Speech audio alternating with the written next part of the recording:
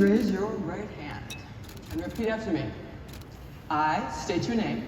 I, J.B. Pritzker, Do solemnly swear do solemnly swear that I will support the Constitution of the United States that I will support the Constitution of the United States and the Constitution of the State of Illinois, and the Constitution of the State of Illinois, and that I will faithfully discharge the duties and I will faithfully discharge the duties of the office of Governor of the office of Governor according to the best of my ability. according to the best of my ability. Congratulations, Governor. Thank you very much.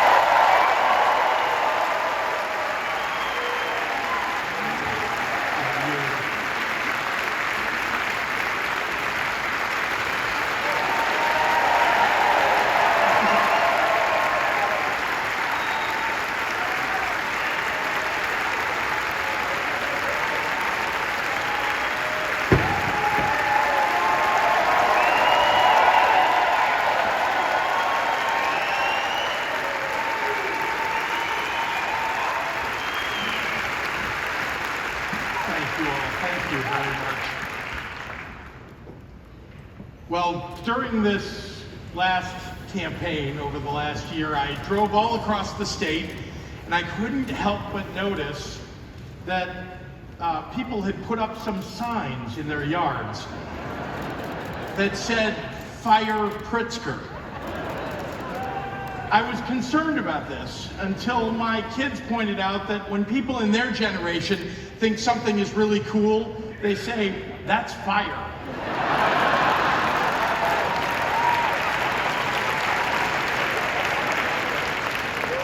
So I want to take this moment to thank everyone who put up those very encouraging signs.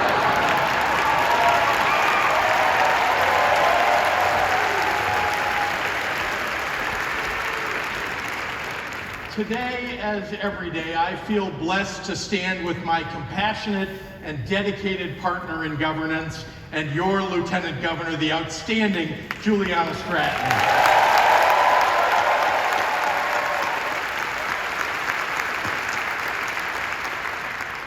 Officially retiring today is one of Illinois' finest leaders ever. His legacy stands as an example to everyone who aspires to serve the public interest.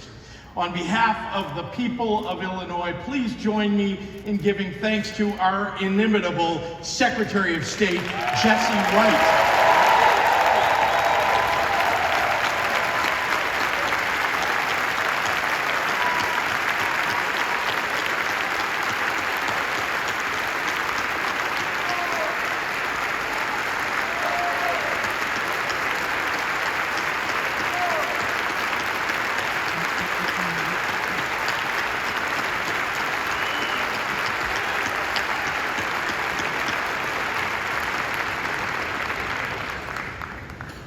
I want to acknowledge our other distinguished guests here today, beginning with the love of my life and the First Lady, M.K. Pritzker, and our children, Teddy and Don Pritzker.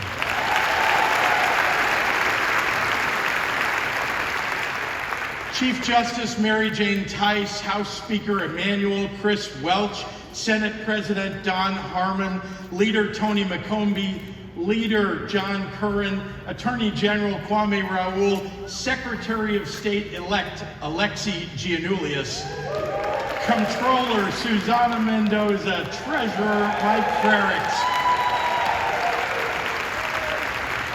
members of the General Assembly, members of our congressional delegation, Governor Jim Edgar, Governor Pat Quinn, and National Guard Adjutant General Major General Rich Neely.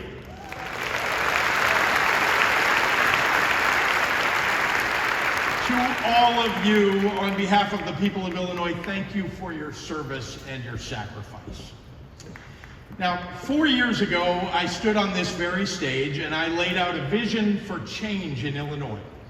One that was elevated by our shared hope for better days ahead and forged by a common belief that the smarts and hard work and the goodness of Illinoisans has always overcome adversity.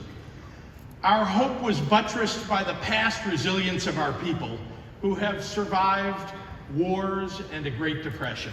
2 global pandemics, devastating tornadoes, fires, and floods, yet who have made this the birthplace of national movements for justice. Advancements, world-renowned advancements in innovation, and cultural achievements second to none. Our hope is perhaps rooted in our unique ability to endure Midwestern winters year after year, knowing that there is always a glorious summer on the way.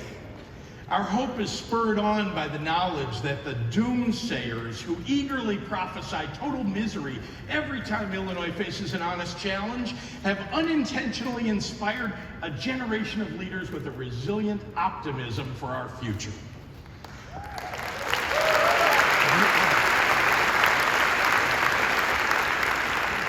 The hope we share, the hope I expressed at my first inauguration, was born of a truth lodged firmly in my heart, that Illinois has always stood at the intersection of American ambition and human resilience. And that combination is what has made this the greatest state in the Union.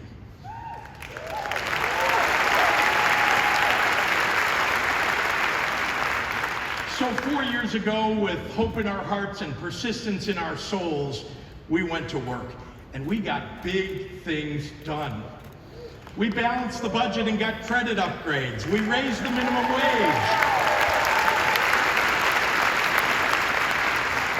We're modernizing our transportation systems. We legalized cannabis. And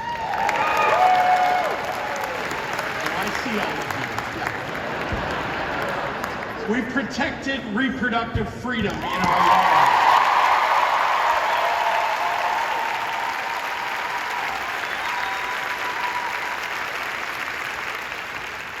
We took nation-leading climate action that's growing our energy production. We instituted nursing home reforms to increase staffing and safety. We saved taxpayers' money by consolidating pension systems and provided real middle-class tax relief to help families overcome inflation.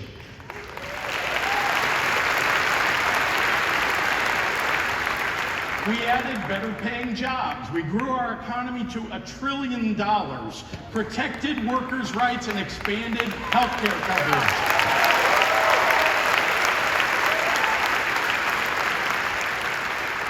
Amid a rise in intolerance and fascism throughout the United States, with increasing attacks on our most vulnerable populations, Illinois has decisively moved to protect civil rights, human rights, and voting rights by enshrining them directly in state statute.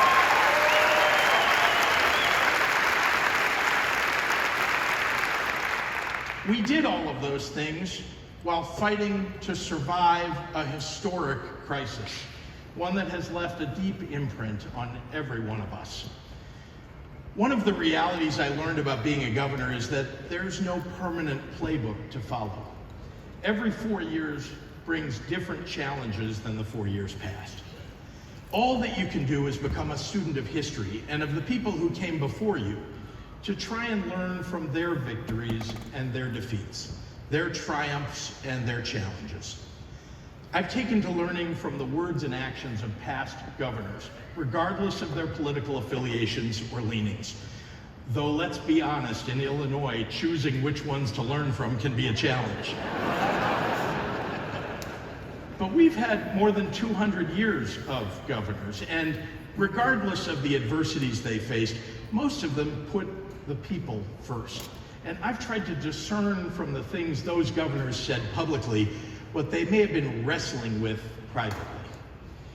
Dwight Green became governor of Illinois in 1941. He was the prosecutor who successfully put Al Capone behind bars and fought organized crime in Chicago in the 1930s. When he won the governorship, he was suddenly faced with leading one of the largest states during a time of global upheaval. His first inaugural address was given on January 13th, 1941, as a world war was raging on, but before the United States had been drawn in. Green's tone was somber, but bullish. He said, "The political upheavals in Europe resulted when the people lost faith in the ability of their governments to meet their needs." Here in America, where the ideals and hopes of freedom still prevail, we must never permit the same tragic spirit of despair to overcome us.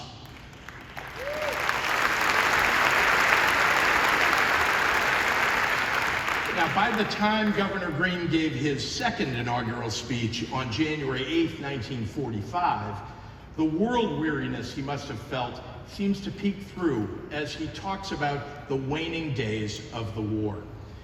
Throughout the decades, Illinois has written many illustrious pages into the history of our country. Now, in more than 3 tragic years of all-out warfare against the destroyers of freedom, our men and women have inscribed new and even more glorious chapters into the record of patriotism. By their incomparable bravery, they have sanctified the final victory. Now, I suspect that Governor Green, wrestling with the unbearable cost of a terrible conflict, was attempting to comfort his people in that second inaugural address, to express how deeply he felt the loss of the 18,601 Illinoisans who were killed during World War II. I think everyone here knows a little about that feeling of loss. Over the last 3 years, we lost 35,814 Illinoisans to COVID-19. That grief and the desire to comfort are all too familiar to me. There's a day that stands out over others, and it was the day in September of 2020 when I sat in the chapel at the University of Chicago, listening to the husband of Joyce Pecubus LeBlanc, one of the first nurses to die of COVID-19 in Illinois. Lawrence LeBlanc spoke of the intense love he had for his wife.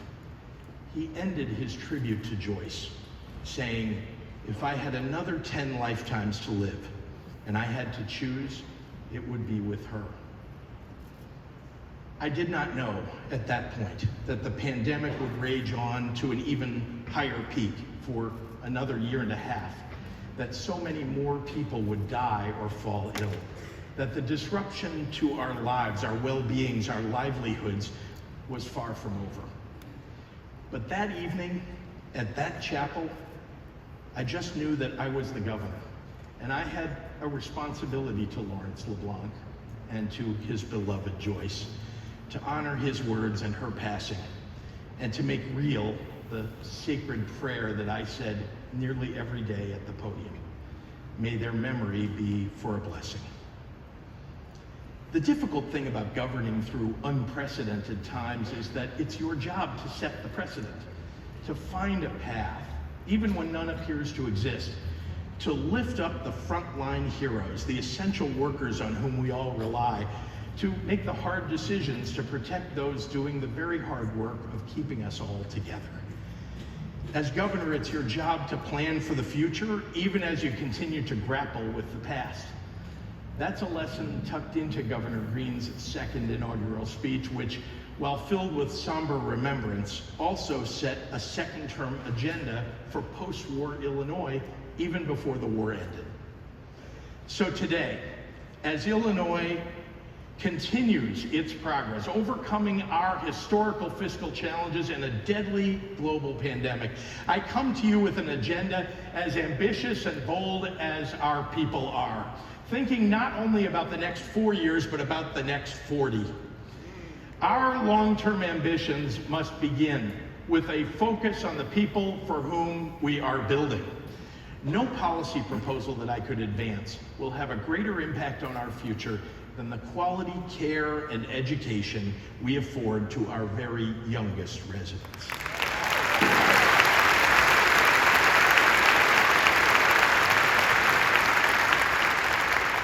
For more than 20 years before I became governor, I worked with national leaders and experts in early childhood development to make it a national policy priority. It's time for Illinois to lead.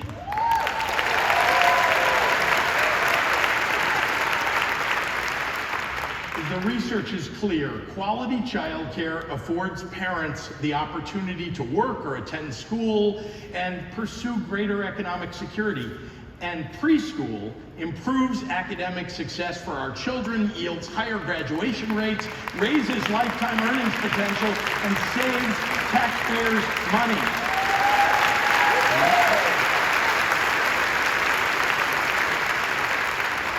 That's why I propose we go all in for our children and make preschool available to every family throughout the state.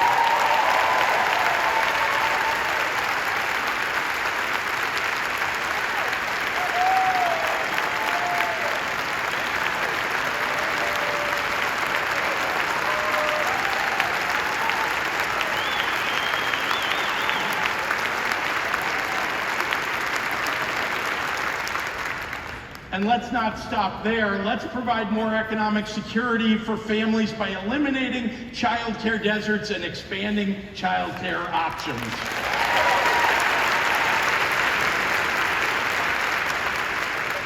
It's also our obligation to make college more affordable by removing financial barriers.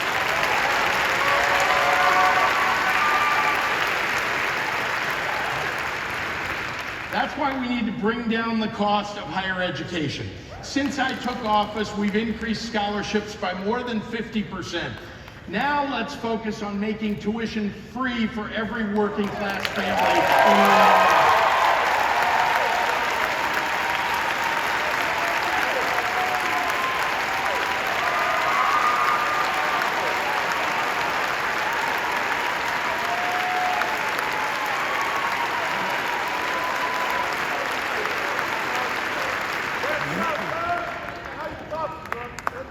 Of course, none of this matters if you can't afford a life-saving prescription or procedure.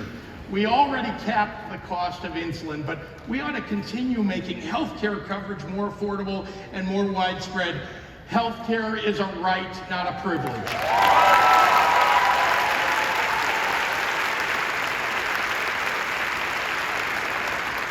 Focusing on the future of working families and making everyday life easier and more affordable for people is what I believe government ought to be all about. We've done a lot on this in recent years. Balancing the budget, paying off debt, and eliminating interest on overdue bills has made it possible for us to provide tax relief. Let's work toward more permanent tax relief.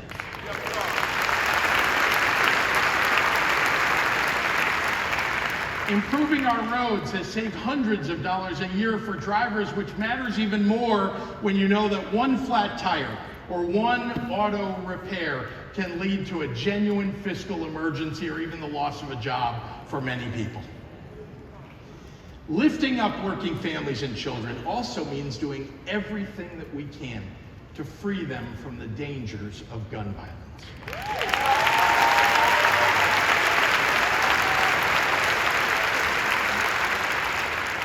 4 years ago, during my inaugural speech, I memorialized the victims of the Mercy Hospital shooting. A few weeks after I took office in 2019, I stood with the people of Aurora after the Henry Pratt Company workplace shooting. And as we gather today, we acknowledge the victims of the Benito Juarez High School shooting just this past month. I'm tired of living in a world where a mass shooting needs a title so that you know which one we're referring to.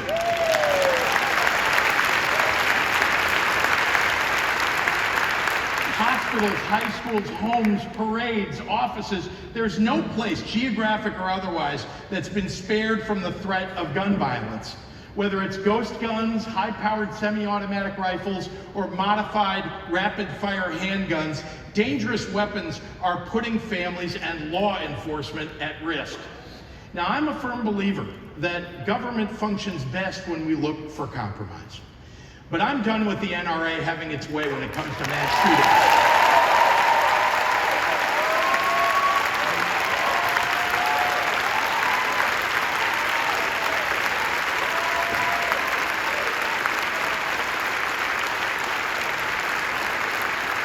Why do we allow anyone to easily purchase a rapid-fire, high-capacity weapon that can kill dozens of unarmed people in under a minute?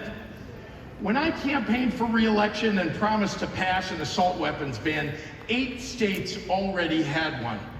Very soon, Illinois must be the 9th.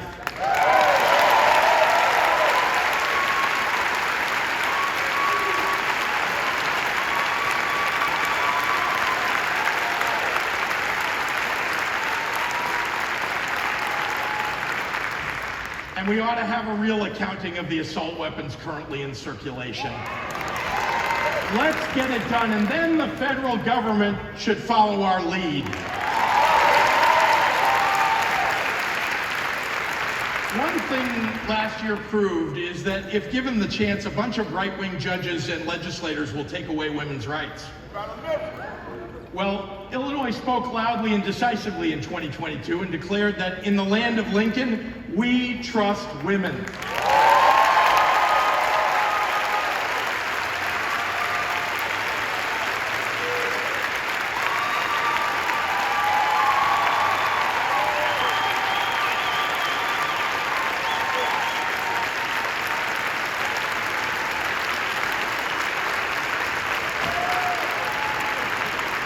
The right to privacy and bodily autonomy demand that we establish a constitutional protection for reproductive rights in Illinois. The extremists still want to take away a woman's right to choose, and I don't intend to let them. That's why, yet again, on women's rights, Illinois will lead.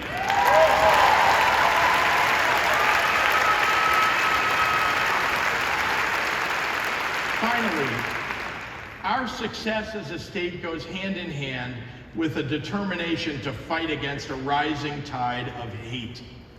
Old evils will always find new haters to bring them back to life. Yesterday's Father Coughlin becomes today's Tucker Carlson. Racism, anti-Semitism, xenophobia, misogyny, homophobia have existed in some form or another throughout our entire history. For some, the ugly voices that sing those discordant notes sound like siren calls. Their message is amplified by elected officials or political grifters who look to harness the tremendous power of hate for their own ambition. They pledge allegiance to our nation with one hand and then usher in the means of its destruction with the other. Years before I ever thought about running for governor, I was approached by a man named Sam Harris about the possibility of helping to build a Holocaust museum in Illinois. Sam sat down at my conference table and conspicuously propped his watch up on its wristband, and he said, "I just need 3 minutes of your time." What I didn't know is that Sam had been a highly successful insurance executive earlier in his life, and this is how he would start every meeting. Those 3 minutes turned into 10 years of my life working to build the Illinois Holocaust Museum and Education Center.